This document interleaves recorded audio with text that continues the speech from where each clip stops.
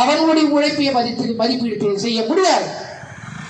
அடுத்தவருடைய உழைப்பை யாரெல்லாம் மதிப்பீடு செய்ய முடியாது இருக்கிறார்களோ நிகழ்ச்சியை ஏற்பாடு செய்த அன்புக்குரிய நன்றி சொல்லி தனது வீர உழைப்பை வரவழைத்து எழுந்த கலை பகைவரை காப்பாடி பாசனத்தில் மக்களுக்கு மட்டுமான தலைவர் கிடையாது, இந்திய மக்களுக்குமான தலைவர் கூட கிடையாது, உலக மக்களுக்கான உலக போராடுகிற அனைத்து மக்களுக்கான தலைவர் என்கிற அரசியல் தத்துவ புரிதல் எல்லோருக்கும் இன்றைக்கு ஏற்பட்டு கொண்டிருக்கிறது. இன்றைக்கு மதவாத சக்திகள் இந்தியாவை ஆண்டு கொண்டிருக்கிற சூழலில் புரட்சியாளர் அம்பேத்கர் என்கிற அந்த ஒரு ஆயுதம் மட்டும்தான் இங்கு இருக்கிற மக்களை, ஒடுக்கப்பட்டிருக்கிற பிற்படுத்தப்பட்ட தாழ்த்தப்பட்ட மக்களை காப்பாற்றக்கூடிய ஒரே ஆயுதம் என்கிற ஒரு புரிதல் எல்லோருக்கும் ஏற்பட்டிருக்கிறது. அதன் அடிப்படையில் இந்தியா முழுமையாக புரட்சியாளர் அம்பேத்கருடைய நினைவு நாள் அனுசரிக்கப்பட்டு கொண்டிருக்கிறது. எங்களது விடுதலை சிறுத்தைகள் கட்சியின் சார்பாக மையச்சென்னை கிழக்கு மாவட்டத்தில் சேப்பாக்கம் திருவள்ளிக்கேணி சட்டமன்ற தொகுதியில் 62வது வட்டத்தில் இன்று மிக சிறப்பாக புரட்சியாளர் அம்பேத்கர் நினைவேந்தல் கூட்டம் நடத்தி மக்களுக்கு நலத்திட்ட உதவிகளும் உணவும் வழங்கப்பட்டு கொண்டிருக்கிறது. கட்சியின் இளைஞர் மாவட்ட துணை அமைப்பாளராக இருக்கக்கூடிய தம்பி பிரதீப் மோகன் அவர்கள் மிக சிறப்பாக இந்த நிகழ்ச்சியை ஒருங்கிணைத்திருக்கிறார். என்றும் மக்களோடு பயணித்துக் கொண்டிருக்கிற விடுதலை சிறுத்தைகள் கட்சி மக்களின் பிரச்சனைகளுக்காக குரல் கொடுத்து கொண்டிருக்கிற கட்சி. அதன் அடிப்படையில் மக்களுக்கு இன்றைக்கு தேவையான அரசியல் என்பது மதசார்பற்ற அரசியல், சமத்துவத்தை விதைக்கின்ற அரசியல் என்பதை பறைசாற்றுகின்ற வகையில் தொடர்ச்சியாக கூட்டங்களை நடத்தி கொண்டிருக்கிறோம். அதனுடைய அடிப்படையில் தான் இன்றைக்கு மிக சிறப்பான கூட்டத்தை இந்த வட்டத்திலே நடத்தி கொண்டிருக்கிறோம் என்பதை தெரிவித்துள்ள கடமை. தம்பி மா செந்தில் அவர்களே, முன்னிலை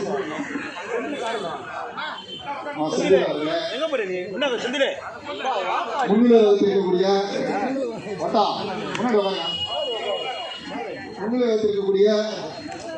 இந்த சட்டமன்ற தொகுதியின் செயலாளர் சேப்பாக்கம் வெங்கடேசன் அவர்களே, தொகுதி துணை செயலாளர் அன்சர் பாஷா சீராளன் அவர்களே, தொகுதி அமைப்பாளர் வெங்கடேசன் அவர்களே, பேனர் குமார் அவர்களே, கட்சியில் இணைந்திருக்கிற இளைஞர் எழுச்சி பாசறை மாவட்ட துணை அமைப்பாளர் பிரதீப் மோகன் அவர்களே, மண்டல செயலாளர் ரூடர் கார்த்திக் அவர்களே, மாவட்ட பொருளாளர் குமரப்பா அவர்களே, செய்தி தொடர்பாளர் தூக்கா பகலான் அவர்களே, எல்லோருடைய பெயர்களையும் சொல்லிக் கொண்டிருப்பதற்கான சூழல் இல்லை.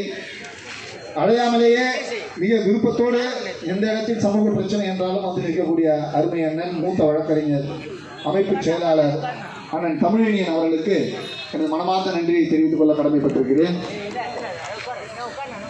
இந்த நிகழ்ச்சியை மிக சிறப்பாக நடத்தி கொண்டிருக்கிற இந்த சூழலில் ஒரே ஒரு கருத்தை மட்டும் நான் சொல்ல கடமைப்பட்டிருக்கிறேன். எனக்கு முன்பாக மண்டல செயலாளர் அவர்கள் வலியுறுத்திய கருத்து மட்டும்தான். சிறுத்தைகளை பொறுத்தவரை சிறை என்பதோ வழக்கு என்பதோ புதிய செய்தியோ அல்லது பயந்த செய்தியோ கிடையாது. எங்களது தலைவர் சொல்லுகிற வாக்கியமே என்ன என்று சொன்னால், சிறை சிறுத்தைகள் ஓய்வெடுக்கும் குகை என்பதுதான். ஆகையால் சிறுத்தைகள், விடுதலை சிறுத்தைகள் வளர்ந்த வரலாறே கட்சியின் தொண்டர்களை விட, கட்சியின் கோட்பாட்டை விட விடுதலை சிறுத்தைகளை வளர்த்த பெருமை காவல்துறைக்கு மட்டும்தான் உண்டு.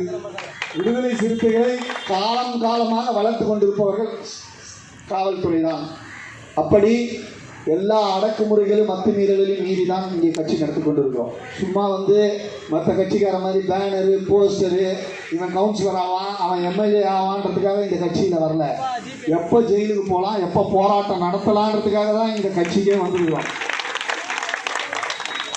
எல்லோர் மீதும் வழக்கு இருக்குது, எங்கள் எல்லோர் மேலேயும் வழக்கு இருக்குது. ஜெயிலுக்கு போவதால் கிடையாது. நாங்கள் இந்த சமூகத்திற்காக போராடுவது தான் வாழ்க்கையினுடைய கடமைன்னு வந்திருக்கிறவங்க.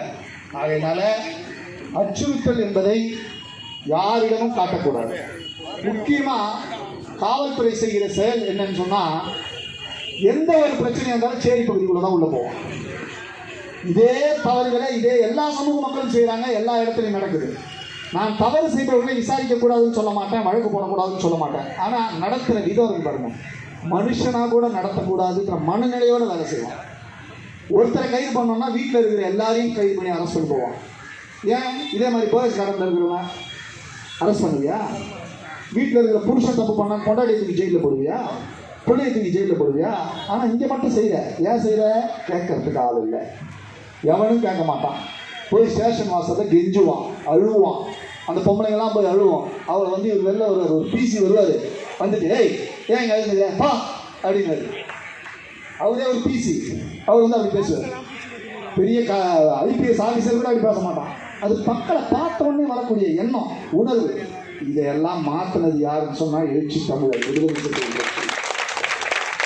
நான் பொதுவாக காவல்துறையை பற்றி வந்து பேசுவதில்லை, ஏன்னா அந்த காலகட்டத்தை தாண்டிவிட்டோம் என்று நினைத்து கொண்டிருக்கிற நிலை மண்டல செயலாளர் அதை அந்த கருத்தை சொல்லிவிட்டார். தம்பி பிரதீப் மோகன் அவர்களை பொறுத்தவரை எனக்கு அவரை பல ஆண்டுகளாக தெரியும், அது பல பேருக்கு தெரியாது. அவர் ஒரு பெரிய சமூக சிக்கல் ஏற்பட்ட பொழுது அவர் தான் பிரதீப் மோகன் என்றும் எனக்கு தெரியாது, அவருடைய தந்தையாரை பற்றியும் எனக்கு தெரியாது. ஆனால் இந்த பகுதியில் தொடர்ச்சியாக போராட்டம் நடத்தி வந்தான். கிட்டத்தட்ட ஒரு வார காலம் நானே எனக்கே ஆச்சரியம். தம்பி வந்து கட்சியில் சேர்ந்தப்போ யோசித்தேன், நான் எதுக்காக வந்தேன், யார் என்னை கூப்பிட்டது.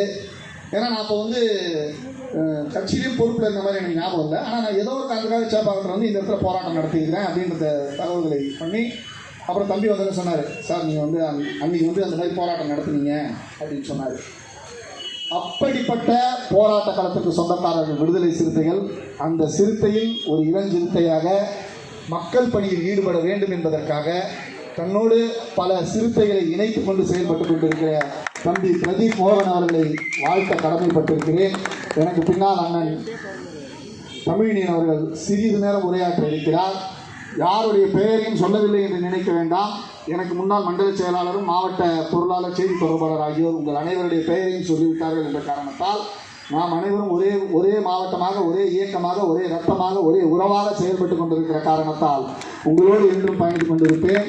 மாவட்ட செய்தி தொடர்பாளர் சொன்னதில் ஒரே ஒரு 68வது நினைவேந்த தினத்தை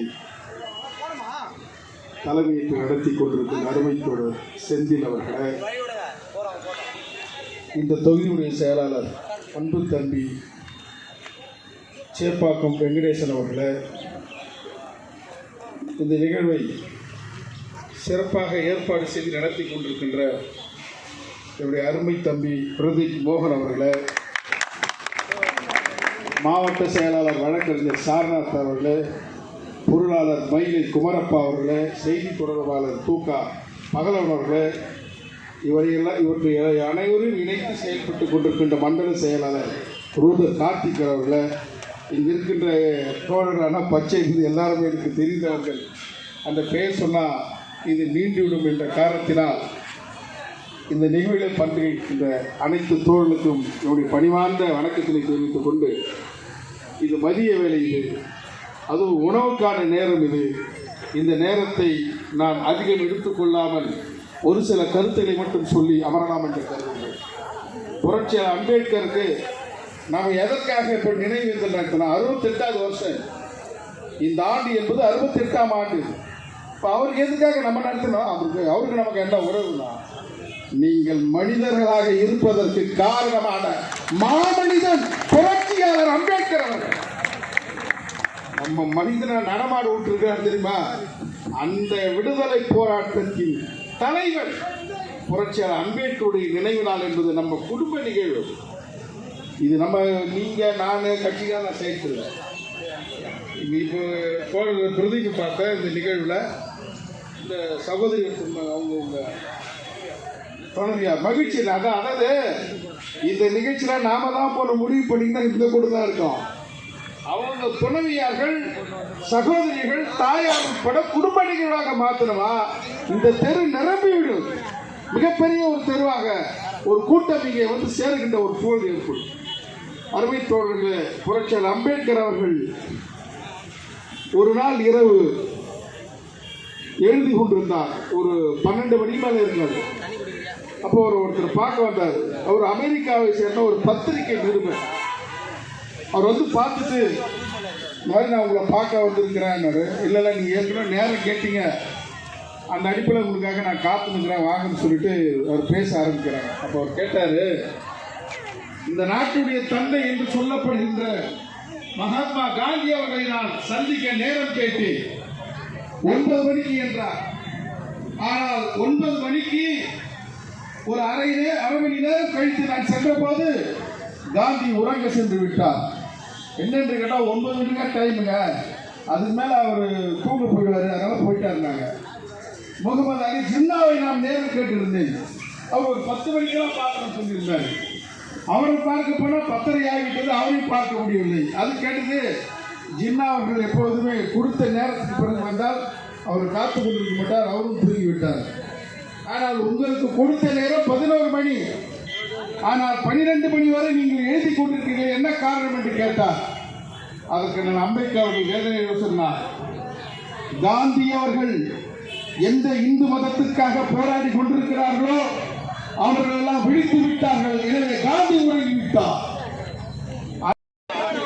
சவுண்ட் சர்வீஸ் அளித்த குணா தோழருக்கு நன்றி சொல்லி கூட்டத்துக்கு வருகை தந்துள்ள மாநில, மாவட்ட, மண்டல, வட்ட முகாம் பொறுப்பாளர்களுக்கும் அன்பு தம்பி சிறுத்தை கருஞ்சிறுத்தைகளுக்கும் நன்றி சொல்லி முடிக்கிறேன். செய்தி